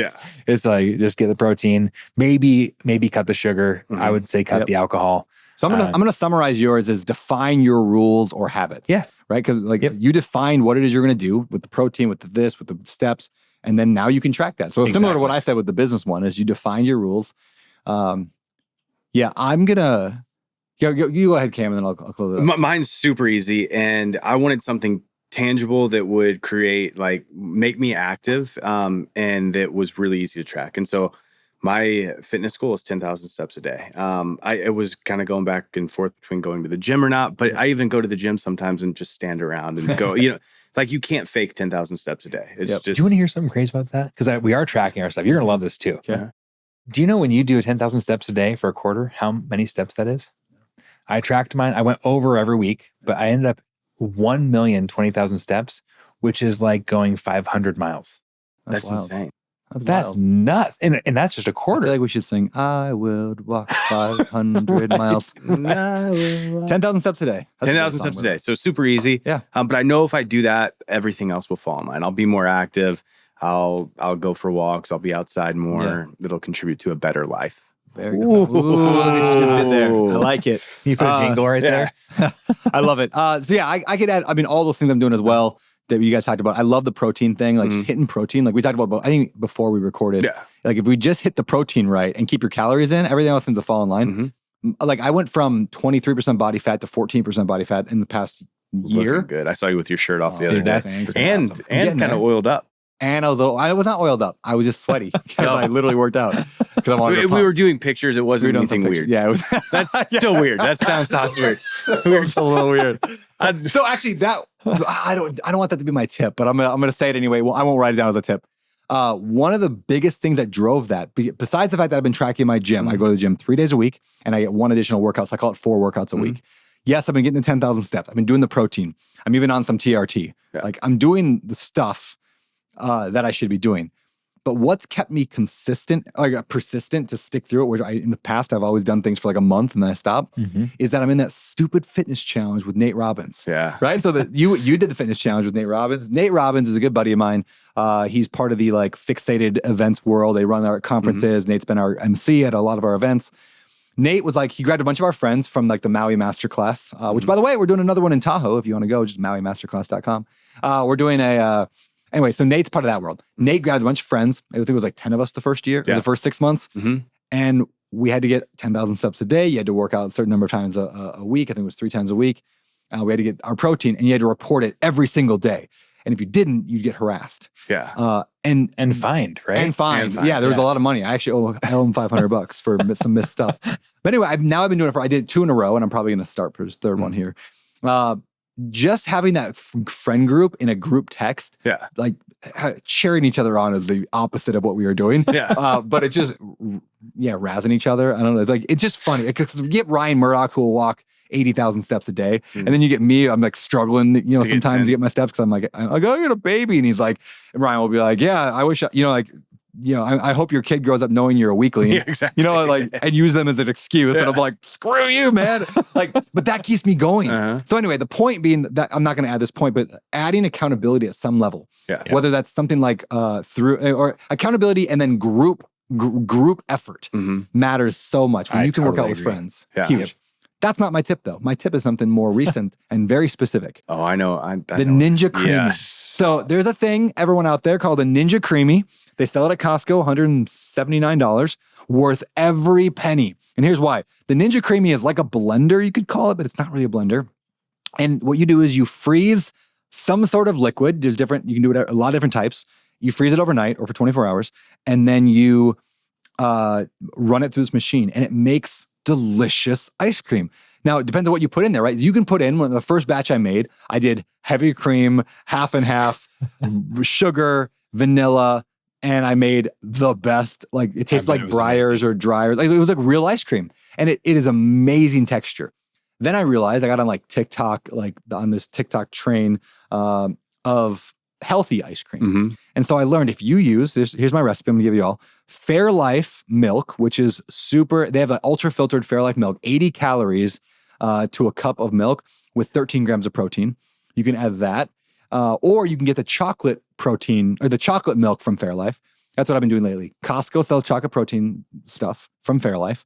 Put that in the thing, add in some like monk fruit sweetener, so it's not sugar. Add in a thing of whey protein. So I do chocolate whey protein, just the stuff like the popular stuff from Costco. And I put a little bit of like what's called xanthan gum. I'm probably saying that wrong. Xanthan gum. It's like they sell it at Whole Foods.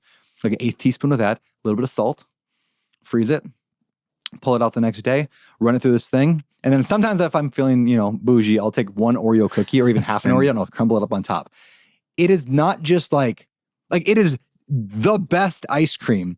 And there's like 50 some grams of protein in like less than 300 calories in a pint of it. I can't eat a whole pint. Like it's too much. So I'll eat half of it. So I'll get more protein than a protein bar or a protein shake, and it's ice cream. And I do it almost every night now. It's phenomenal. There you go. That is so good. Hope I sold a bunch of Ninja Creamies today. It's great. All right, we got to move on. This is going to be the longest episode of all time. All right, we're going to move a little faster here. Next category, we did health and fitness. Let's go, environment maybe next? Let's go environment. Sure. What is some tangible, tactical things you can add into your environment right now to make your life better? I want to go to the beach 4 times a week. Yeah, I like it. I guess that's more for here. Well, but find a thing in nature that you want to go do. I just want to, I'm outside, I'm in the sun. Yeah, I love that. So beach 4 times a week. I love it. What are you? So mine's actually environment/spouse bonus. Oh. And it's an acronym I created. It's changed my life. All right, let's see. What's going on? It's called the Scoop. I can tell you what. No, I don't know about the Scoop. The Scoop is I noticed that like the house wasn't super clean, and I'm like, this is my fault. I'm just gonna call it. It's on me. Yeah. How can I help support my wife and create an environment that I feel like is clean, inviting? Like the challenge is like, you clean when you get off work and the kids just make it not clean again. So I made an acronym. So I put the kids to bed, I get up, and then I do the Scoop. Sink. So sinks, I clear the sinks. That means that dishes in the dishwasher, I do a quick cleanup inside the kitchen sink. I hit the bathroom sinks so they're never dirty. Okay. And then I do the counters. So counters, vanities of the bathroom. I do the, other. So other is my weekly or bi-weekly tasks. That could be cleaning the toilets, clean the master bathroom shower, which is all glass. Any of those things you don't do every day, but you want them clean. And then the other O is organize. So I do push the chairs in, fluff the couch pillows, any other make sure the table's straight, like clean. And then P is pick up. So whatever's on the floor, I make it Roomba ready. So if the Roomba couldn't perform, it's Roomba not ready. If Lexi listens to this podcast, I will kill you. I know, legitimately. Well, here's the thing. I want you to know this. When I started it, it was like a 45-minute task. And then it was like a 35-minute task. Now it's like 8 to 10 minutes. Wow. Because I do it every single day. And the house, I wake up in the morning and I walk out to what feels like a perfectly cleaned house, like a professional did it. But it's like nothing, because it's a daily, like you are what you repeatedly do. Yeah. It's like in my mind, I'm like this, because it's consistent, we have a clean house all the time, which is like, that's never been the case. And it's not exhausting. It's no time at all. Because it's repeatable. And in my mind, it's like, okay, sinks, counters, organize, other, pick up the floor. It's easy. So that's mine. You're welcome. Scoop. Sorry. All right. That's man, amazing. I'm not topping that because I should do that as well. But the thing I would do for environment, the biggest thing that we've done probably is just hire a house cleaner once a week to come in and clean our house. Yeah. Like, it sounds silly. I would have thought that would sound terrible when I was a kid. In fact, I always tell that story that always resonates really well, where when I was a kid, my friend Corey's family hired a house cleaner every week. And I thought, just crazy rich people, like, how ridiculous. Like, they're so lazy, they can't keep cleaning their own house. And now I realize that they weren't so rich they could hire a house cleaner. They were rich because they hired a house cleaner. Yeah. Like, the house cleaner came, it's like the dad, they owned a business. They owned a really successful business that if they spent all their time cleaning, they both couldn't work in the business. The business would not have made enough money. So anyway, so for environment, like every Thursday, like my house is so clean. And then and they do our laundry, a huge, whatever laundry we pile a laundry for the whole week, and they do it all generally on Thursday. That's amazing. It's amazing. Oh my gosh. It's not cheap, but it is one of the, I make so much more money because of the freed up time, I believe. Yeah. No, that's great. Anyway, and happy wife, I'm sure. Very much happy wife. Yeah. Yeah. So once a week, house cleaner. What about you? Environment, Cam? He got the beach. Oh, yeah, that's right. You got that one. Okay. Moving on to fun and recreation. Oh. What do you think? I want to play golf once every 2 weeks. Okay. Yeah. So like a hobby, sport, hobby, whatever. Yeah. How many of us are tracking that? Not many. Mm-hmm. I'll say that one rarely pops up. Like, people are so focused on real estate. Yeah. And then it's usually fitness and then some sort of relationship thing or growth. And so, but I think one good one is not even just a weekly thing, but like, when it was good advice from a friend, don't leave your current vacation without having your next vacation booked. Oh, that's cool. Right? Because you always have something to look forward to. You always have a vacation to look forward to. So I think that's a good I like that a lot. tip. Yeah, and I think with, I guess when I didn't actually have like a hobbies one, because I feel pretty good there. But where was I going with that? Like, I just know myself, if I had too many like goals, I just wouldn't do them. Yep. So, but if I were making one, it would be golf once every 2 weeks. So yeah.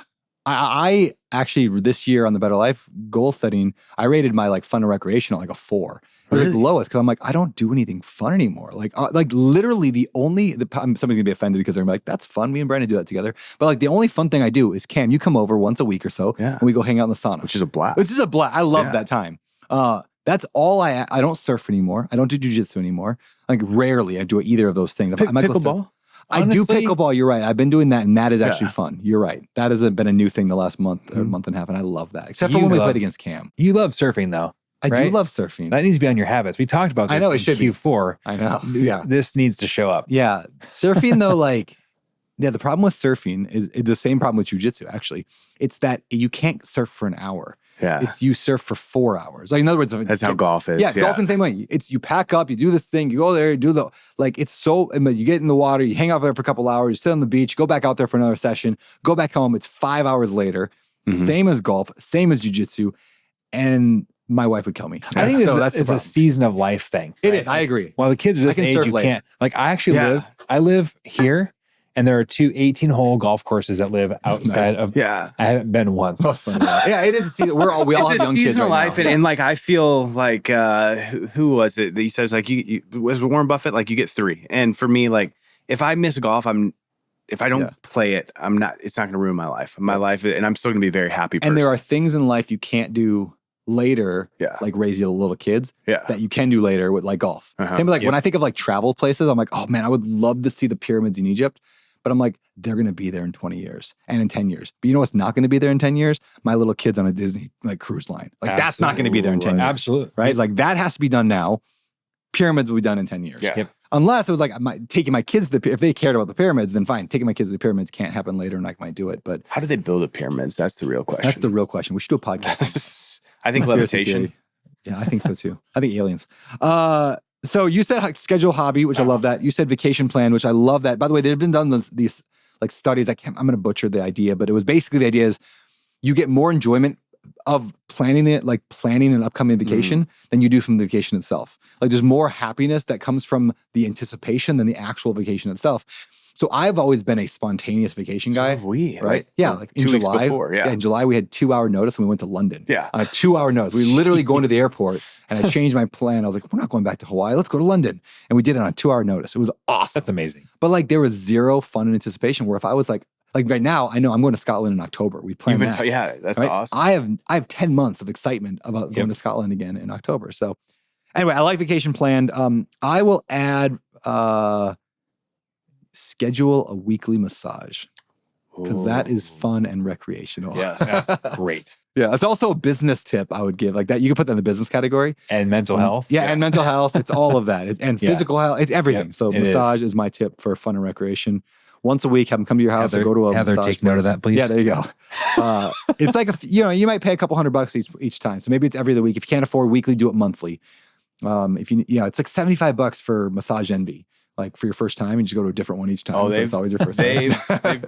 He's got to always be introductory. I went to Massage MV not that long ago, and it was so expensive. I thought they were the budget place. They should be. They're not anymore. It wasn't a great massage, but I think it was like $160. Yeah, you gotta find the introductory pricing of every massage place in town, and you just rotate. Just go you find 20 massage places, get introductory price for each of them. You're good. Actually, you can also do massage schools. If there's a massage school in your area, which I don't know if there's one on Maui, I doubt it. But they'll do super cheap massages with students and accomplish the same purpose. Like, I mean, it feels fine. It might be, you might get somebody more fancy at the Four Seasons, but it's about calming your mind for an hour and a half. Absolutely. That's the important thing. Because I will not take time out of my day to go calm my mind for an hour and a half. I never would. To go think. Like, I know I should. I don't, but I will in a massage. So anyway, all right. That's number 13. So now we're on number 14. Next category, we did environment. We did health and fitness. I think spouse, right? Spouse, that one next. I think kids come first on the wheel of life. It doesn't really matter. Let's do spouse. You said it. Cam.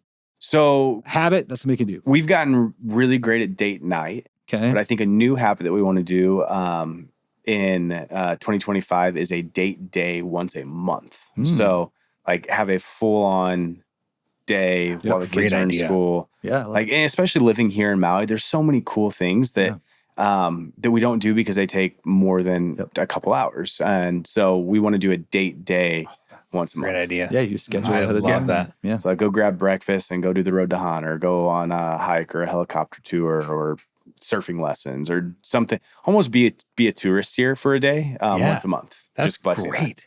I like it. Yeah. What about you? So mine was actually, I did a trial in Q4 where I stuck my neck out there and I said, I'm going to be a better husband and father, which I know is, and so, well, how can I make this measurable? Yeah, exactly. Yeah. And so I'm like, I'm going to ask Heather and my oldest, Jalen, for a rating from 1 to 10 in my patience, calmness, and kindness. I'm telling you, just asking that question is like, what do you give me? Like that would just start a fight. But both of them. What do you mean I'm a 6? Both of them said, Snap. I don't know, a 6 or a 7. I asked them separately. And so I'm like, okay, well, that's good to know. My goal is to be 8+. So I made that my third goal was around like family, both my wife and kids.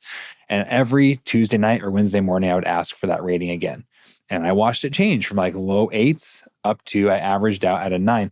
I finished the year in December with both of them give me a 10 for 3 weeks straight. That's awesome. Cool. I'm like, that's sweet. Like that changed who I am or who I am as a dad and a husband.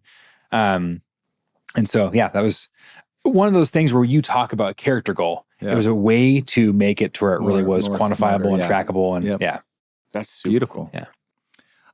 I'm going to say I track in my habit tracker, no kid connection time with my wife. I call it no kid connection time. And that could be anything from, like intimate relations to we went on a date to literally we lock the door and we have a conversation. It's 15 minutes, no kid connection time. Yeah. And I track it because I'm like, I went months probably before I started tracking it where I'd go months and be like, I don't know the last time I had a conversation with Heather that didn't have kids involved. Like there was no kids in the room running around or whatever, except for maybe date night. Yeah. But it's like other than date night, there was no time in our house where I had a grown-up conversation with Heather without kids interrupting. So anyway, no kid connection time is my tip. Is track that. Did we do that today? No kid.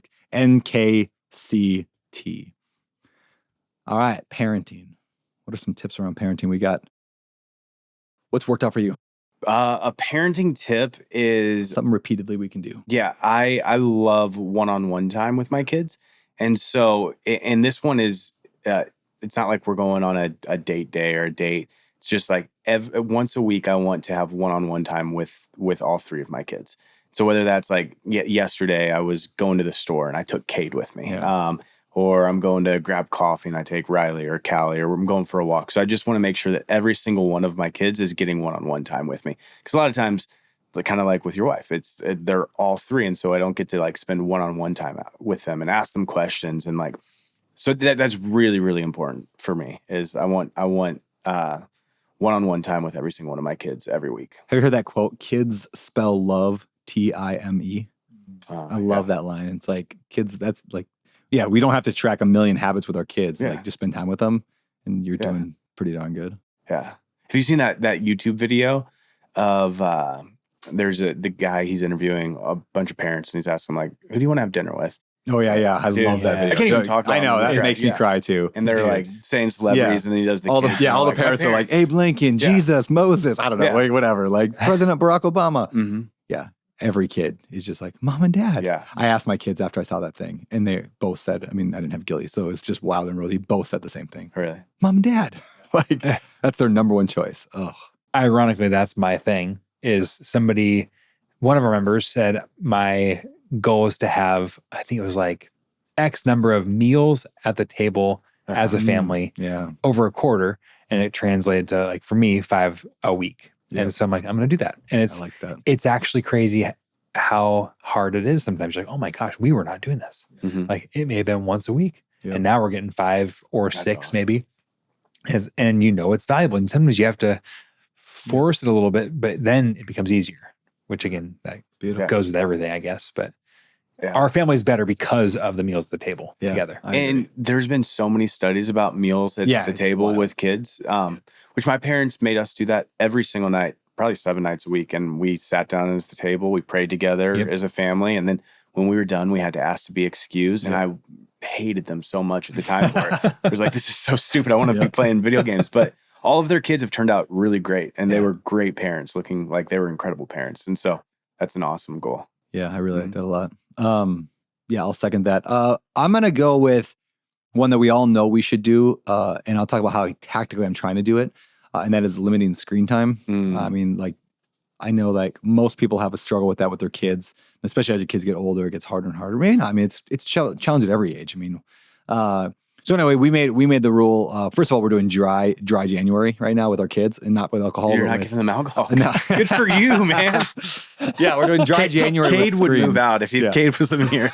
Yeah, so they get no screen time. Like my son Wilder, he's 5, loves Minecraft with a passion that like I wish I had for anything in life. Like it's just so deep of how much he wants to play Minecraft all the time, and he thinks about it and talks about it, and everything is Minecraft all the time, right? So it's a hard month for him right now. Yeah. But it's so good. We played pickleball yesterday. I showed him how to play pickleball in my driveway. I mean, he's 5, so he's hitting the ball on the ground and like golfing with it. But we played for a good hour during the middle of the day yesterday, and I felt bad I had to get back to work and go do stuff. And then that night I went to go play pickleball with Storm and Micah. We play pickleball every Wednesday afternoon. If you're on Maui, anybody, 4:15, 4:45, somewhere in there, we play pickleball.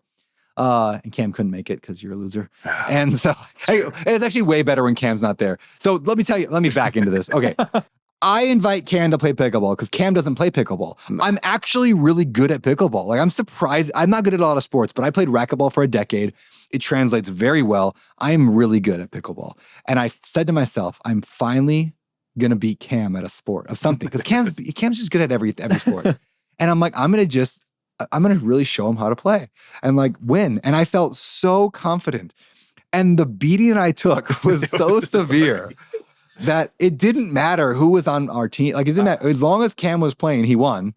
And he didn't win by a little bit. It was like every game was like 11-0. It was just ridiculous. And are you like it's ridiculous. Pro? Do you play it often? No, I played pickleball. Yeah. Probably 4 times in my life. Yeah, it's okay. But I played high school tennis. I was pretty good at high school tennis. Okay. So that and it translates really well. Yeah. Anyway, and the strategy. The kid story. So I go to play pickleball. It's me and Storm and Michael. We played for an hour. It was fine. And then Wilder wanted to come with. So he came with and watched the whole thing. And he just kind of watched. And for a while, he was like hitting the ball onto the court and like would disrupt our game. And I'd go over and yell at him. I'm just kidding. No, but like he was just kind of there. At the very end, we were all like, well, the sun's going down. It's getting too dark to see. He goes, Dad, can I play now? Oh. And I'm like, so me and Micah and Storm and Wilder went and played for about 25 minutes. That's awesome. And we just played pickleball and just played with him. And it was such a beautiful time that we would not have had because he would have been home on a screen. He wouldn't have come with to watch pickleball. Dad go play because he would have been on Minecraft. Yeah. So anyway, the lesson that I've like, not just take a dry January, which is probably we needed a reset, but it's to establish the rules of which you will allow video games and how you will allow them, or screen time of any kind, whether it's TV, phones, whatever. Establish that and then hold them to that. Yeah. Like we as parents like have a massive responsibility that our parents never had. Yeah. And that is we have to train our kids how to be screen smart. And we don't know how to do it because we're not good at it ourselves. Yeah, absolutely. It's like we're all alcoholics and we have to teach our kids not to be alcoholics. It's like, how do you do that? Right. But it's not alcohol, it's screens, which are just as dangerous. So anyway, screen time rules is my thing for kids. Let's move on to growth. Growth and learning, I guess you'd call it. Like this is the part of your life that you're excelling, you're learning new things, you're growing as a person. What tips do you have for that? Let's go we'll just do 2 total, so we'll have 3 to wrap up for spirituality. On this one, so 2 tips total. And this might fall under spirituality. I have a different spirituality one, but I have gotten into like with the personal growth, I've gotten into meditating. I have Headspace downloaded. I think I paid like $39 for the year, something like that. Great app. And just sitting kind of like the massage table for you. Like I'll set it on 20 minutes and they kind of take you through just breathe and sit. And I'll sit in a chair and close my eyes and it just clears my head. And so I love doing that. There's very few times in my day where I'm not like, my mind's not just racing or I'm on my phone or computer responding to something. And so, when I stack that on top of each other over a couple of weeks, I 100% feel a difference in just my mindset and my emotional state. Are you worried about going to hell because you meditate? No. Do you remember like when we were younger? I feel Dude, my mom still thinks that yoga is like sorry, mom, no, she doesn't think this. Not my mom, somebody, dang it. I shouldn't have said that. That was a joke. There used to be a movement about yoga, like yoga doing that. Yeah. I mean, I still think there's probably some truth to like some yoga. Like, I think yoga's not going to send you to hell. I think that there's probably some background to a lot of that stuff that maybe would counter Christian belief. It was John Piper. John Piper had like an entire sermon about how yoga opened up your, like even the positions was like, I do it to stretch. Yeah, exactly. So I think when you're doing yoga and you get a yoga teacher who, because I've been in yoga class where it's like, now imagine your spirit guide. You're going to actually consult with your spirit guide and they're going to come and help you through the next part of this journey. I'm like, oh, okay, but this is a little beyond where I feel comfortable. Because that's just not my faith. I don't want to play with that game. But I agree. Meditation, it like when I was raised to believe meditation was an evil thing that other religions did that would get the devil to come inside you. And that's the thing is meditation. I 100% believe this is a Christian principle. The Bible talks over and over again about being still and being in the quiet, and that's what meditation is. I'm just being still and I'm being quiet. It's a Christian principle that it literally is. And when I do that over and over again, my life gets better. And the Bible says that. And so just like for people that think I'm not chanting these weird chants and I'm just sitting there and I'm being still and I'm letting my mind reset. Yeah, I think of it as that you're training your brain to focus. Yeah. Which our brains are not very focused, and with social media and phones. I think it's training your brain to focus, to be still, to be quiet. Yeah. John, what's his last name? Wrote the Ruthless Elimination of Hurry. John Mark Comer. He has a line in the Ruthless Elimination of Hurry that says, meditation's great. It's just missing the most important part, and that's Jesus. Yeah. And I like that line. In other words, like, when you're meditating, like, you can sit there in silence. Again, this is getting a little Christian-y for those people who are not Christian. I apologize for that. But you can sit there in silence and have, like, imagine you're, breathing in and out, and that's fine. Nothing wrong with that. You can imagine a candle in front of you or whatever the thing is. Or you can imagine you're just, like, sitting with Jesus. Yeah. And you're just, like, listening. And it accomplishes the same purpose. But I kind of like when I read that, I was like, oh, I really like that. That's cool. Like, I can just hang out in silence with Jesus, and it's a good way to keep focused. It is. Anyway, all right, I like that meditation. What do you got for like growth and learning? Anything you want to add there? Like the most consistent thing I see is number of pages read of a non-fiction book, or minutes on a podcast. Like listen to a podcast. Yeah. Those are the top two things I see. I would have said the same thing, so I think that's good. Yeah, it's like, are you tracking your education minutes of some kind? Exactly. Yeah, I'm doing something called this actually goes in the spiritual one. So I'll start with the spiritual one. One thing I'm doing, because it also relates back. So my tip for meditation, education. Maybe we do have 4 more. I somehow got off track. Whatever. So I realized, like, in the spiritual category, I said, I'm feeling kind of low on that. I think I rated myself, a 5 or 6. I can't remember now. And I said, I'd love to be like an 8 or 9, like by the end of the quarter. So that's my goal, was to get from 5 to 9. Okay. Or 5 to 8. What would help me do that? Obviously I could say things like, prayer, that matters, and Bible reading, but I don't want to just like check the box. So I thought reading a Christian book would help, like reading a spiritual book. Again, if you're not a Christian, you can translate this, but so I picked up, I said, I'm going to read like a dozen, I think for the whole year, I said, I'm going to do a dozen books, right? So 1 a month of a spiritual book. And that translates to what I'm doing right now is 1 chapter of a book every single morning. So I'm doing a thing, this is my tip. I call it the 10-1-1. Instead of 9-1-1, I'm going to call it 10-1-1. So it's 10 minutes of meditation/prayer. And then 1 chapter read of the Bible and 1 chapter read of a book. And if I do that every single morning, 7 days a week, for the entire quarter, like at the end of the quarter, I will have read probably at least 3 books. Maybe 4 or 5 by the end of the quarter. And books are one of the best ways to change your mindset, like just to get you in the zone of whatever. That's why we tell people to read Rich Dad Poor Dad before they get into real estate. So anyway, that's my spiritual tip. I think friends and community is missing. Oh, you're right. That's why there's extra. That's why there's extra. Okay, we'll come back to friends. We'll end with friends and community. So my tip is the 10-1-1. It's 10 minutes of prayer, meditation, 1 chapter of the Bible, and 1 chapter of religious book. Mine is I'm reading through the Bible. And what I love about that is it's actually with my dad and a couple of his friends. But just on the Bible app, there's the Bible Project where it's read through the Bible in a year, and you can do it together, and there's a little accountability, and That's cool. You can say what you think about it, or what you read. And so I just want to read through the Bible in a year. I feel like that's for me, spirituality was one of the ones that I was like, I really want to work on this.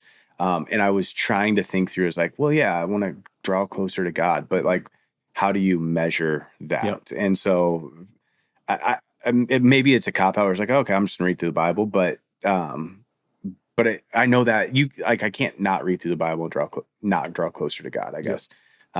So yeah, it's a discipline that it should. What's the definition of discipline, right? It's like the thing you can do to get you the thing that you can't. Yeah. And so you're doing a thing that will get you there. Yeah. I like that. Cool. Anything you want to add on that? I mean, it covers it well. I've seen many people say a number of times to church. Yeah, I've seen it too, yeah. Which is great to track, because sometimes I think weeks can go by. Yeah.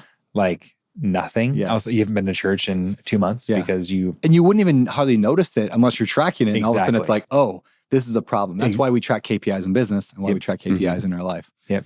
Exactly. Yeah, I like that a lot. I'm going to add one more as well, just because I love this one.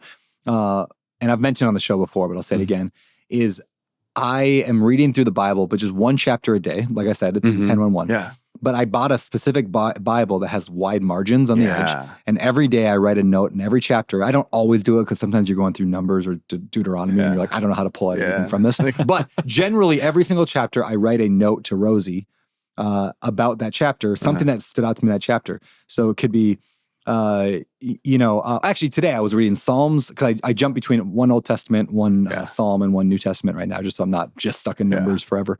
But I'm in Psalms. I'm doing Psalms 22, which is my God, why have you forsaken me? My enemies are trying to kill me. My entire life sucks. This is horrible. Everything is bad. Yet you are still God. You are still good. I will still praise you. It's basically the gist of the Psalm. And it goes back and forth between like, everything's terrible, but you're still all right. Yeah. Like, you're still good. I'm still going to worship you and praise you. Everything's terrible. And it goes throughout it's actually like I don't want to go real deep on this. It's actually like a prophetic. So you could say, because a lot of the things in that thing, Jesus then says later, like he says, my God, why have you forsaken me? Anyway, so today I wrote Rosie, like the lesson I wrote, I was like, Rosie, this is such a great chapter to see the heart of somebody in suffering and to know that you can still have I think I didn't say positive outlook, but I just said like, you can still praise and worship and believe in God despite terrible circumstances. Yeah. So as you go through trauma in your life, I hope you remember that you can still praise God in that. Yeah. So that was a message I wrote in the margins today, and I do it every single day. And so my goal is, by the time it'll take me 3 years to get through it, roughly. By the time I get through the whole Bible, I'll give it to her when she's maybe 12, 15, 18. I haven't decided. You can do it for Wilder, and then you can do it. No, do it for Wilder and then for Gilly. Yeah, you should drop the link to that Bible, because I know. Yeah, others might like that. I'm like, I'm gonna buy 3 of those. Yeah. And you just do one. You can just do one at a time, and like as your kid hits 18, because your kids are spaced out a little bit, right? Yeah. So you can do, as long as your kids are spaced out by a few years, it works really well. Otherwise, you're gonna have to read a couple chapters a day. But anyway, that's my one more tip for that one. I love it.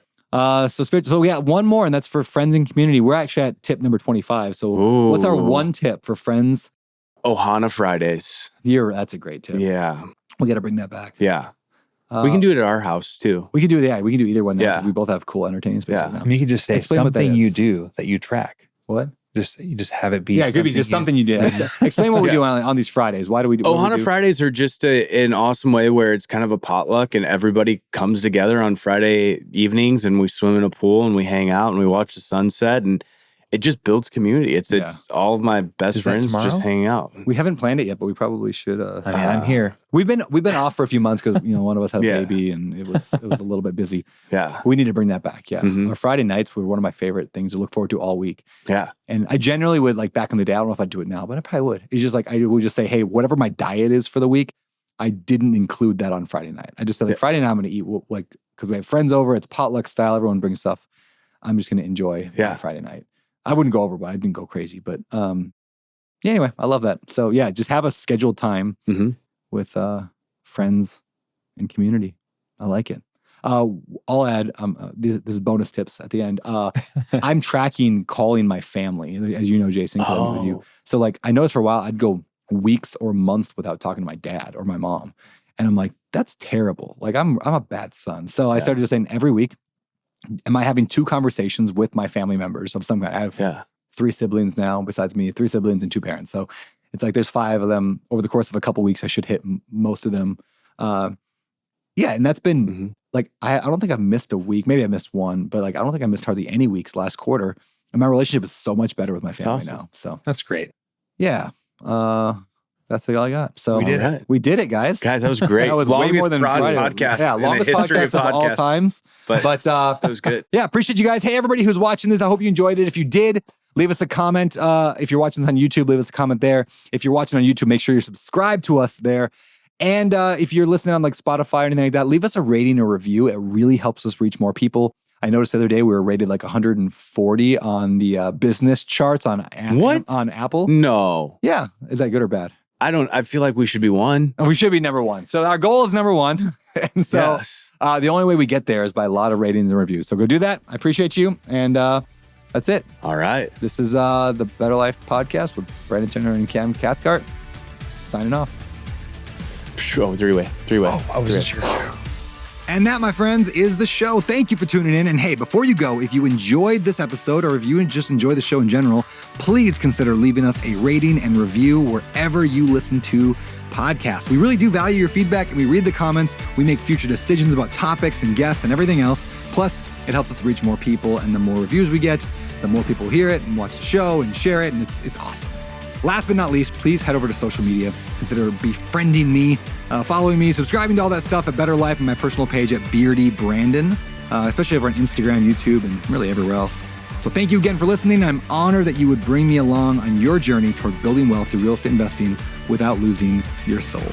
Now, this show is about living a better life, but if you want my opinion on what it takes to live the best life ever, just go to abetterlife.com/best life to hear some of my views on life and spirituality.